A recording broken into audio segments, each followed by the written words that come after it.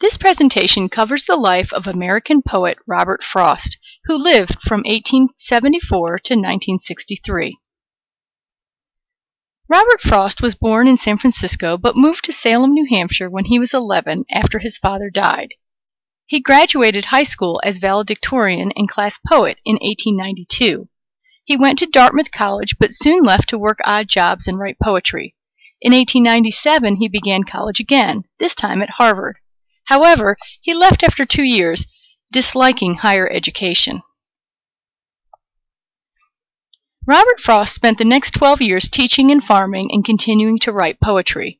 In 1912, he moved to England and had his first book of poetry published, called A Boy's Will, which brought him the praise of American expatriate and poet Ezra Pound.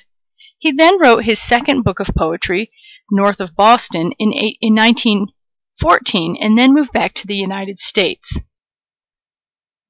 Frost published numerous books of poetry back in the United States over the next 50 years. He received numerous literary awards, including 4 Pulitzer Prizes and several honorary degrees from 44 colleges and universities. Additionally, the U.S. Senate passed resolutions honoring his birthday, and when he was 87, President John F. Kennedy asked Frost to read his poetry at his inauguration. Robert Frost suffered numerous personal tragedies which undoubtedly had an influence on the themes of alienation, loneliness, and loss that are common in his poetry. In 1900, Frost and his wife Eleanor lost their first child to influenza when the baby was only 4 years old. Frost believed it was bungled doctoring that killed his son.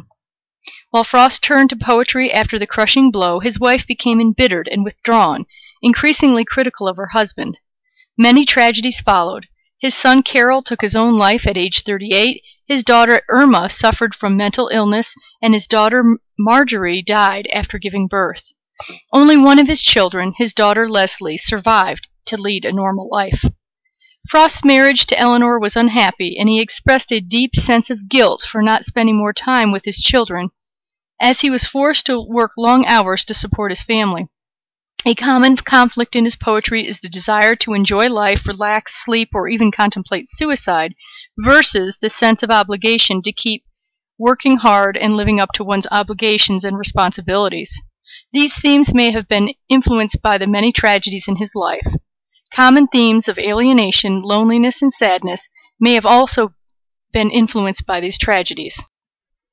Frost used the plain speech of rural New England in his poetry, and used traditional lyric and narrative forms. He often wrote about nature and was inspired by romantic poets William Wordsworth and Ralph Waldo Emerson. Although his poetry appears simple on the surface, it is often ambiguous, suggesting multiple meanings. He said of his poetry, "I'm always saying something that's just on the edge of something more."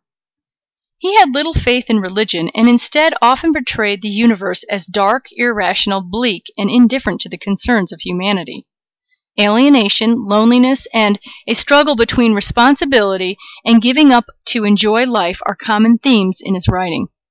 Frost often used the natural landscape of his New England farm life to find analogies and symbols for life in his poetry. Here are the sources that were used for this presentation.